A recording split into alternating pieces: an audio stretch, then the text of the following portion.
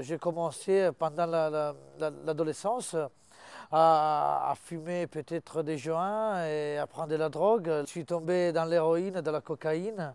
J'ai pris aussi de l'LSD. Donc j'ai sniffé pendant 15 ans. Et donc j'ai cassé mon nez par la drogue, par la cocaïne. J'ai les os complètement cassés, brisés. Aussi, il y a des membranes qui se sont détruites en fait. J'ai travaillé par une banque italienne. J'ai travaillé pour la bourse, en fait, la bourse de Milan. On faisait tout le temps la même chose, donc plus que fumer, boire, aller chercher, de faire des connaissances des filles.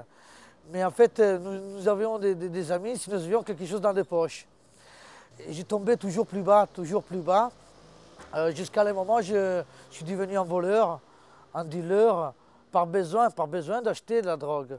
Bien sûr, j'ai volé de l'argent à ma mère, j'ai volé de l'argent à mon père, à ma soeur aussi. J'ai cherché de voler des choses dans des magasins, dans des supermarchés pour acheter la drogue. Ma mère, elle est partie à Lourdes, elle a fait pèlerinage à Lourdes, elle a commencé en fait à prier pour moi, à confier moi à la Vierge et à dire de faire quelque chose. Je me rappellerai toujours parce qu'elle est revenue le lundi à 7 h. Et à 20 h, je suis tombé par terre, j'ai craqué en fait devant elle, je demandais de l'aide. Mais quand ma mère, ce jour-là, elle me dit, Lucas, j'ai prié pour toi à la grotte de Lourdes, j'ai frotté ta photo sous la grotte et je me suis ouvert avec ma mère, j'ai dit toute la vérité, mais toute, même que j'ai volé, même que j'ai dealé. Alors je me suis demandé, mais c'est quoi qui m'a permis de m'ouvrir? Alors j'ai compris que c'était Marie, que c'était la grâce de Marie qui m'a sauvé. Alors j'ai dit, il faut que j'essaie de prier. Parce que j'ai essayé des hôpitaux, j'ai essayé des médecins, j'ai essayé des médicaments, mais rien, ça marchait. Et là, par la grâce de Dieu, je connais la communauté du Cénacle. Et c'est une communauté chrétienne pour accueillir des jeunes en détresse. Ce n'est pas tout à fait facile de rentrer dans une communauté chrétienne alors que tu es drogué. Parce que croire de se mettre en genoux et des prières pour se confier à Dieu et avoir pas ni médicaments, avoir ni de psychologues, ce n'était pas tout à fait facile. Et moi je disais, mais c'est pas possible que c'est seulement la prière qui vous sauve. Et alors, ils m'ont dit, bon, essaye de te mettre en genoux, de chanter, de prier et tu verras. Eh bien, c'est vrai.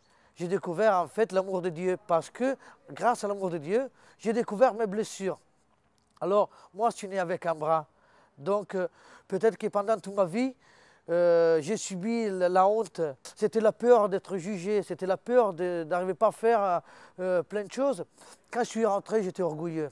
Et alors, je voulais amener des brouettes tout blindées de terre, je voulais amener des morceaux de bois. Et mes frères, ils m'ont dit, mais non, Lucas, toi, tu es né avec un bras.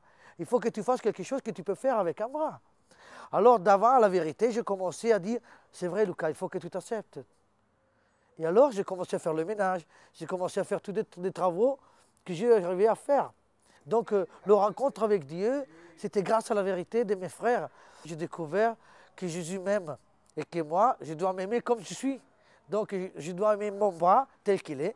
Je dois aimer ma vie telle qu'elle est. Si on n'a pas les bras, si on n'a pas des jambes, si il nous manque quelque chose, mais nous avons le cœur, nous avons l'amour des autres, nous avons l'amour de nous-mêmes. Si aujourd'hui je suis aussi devant une caméra, c'est parce que j'ai plus la honte, j'ai l'amour. Et c'est ça que j'ai compris aujourd'hui.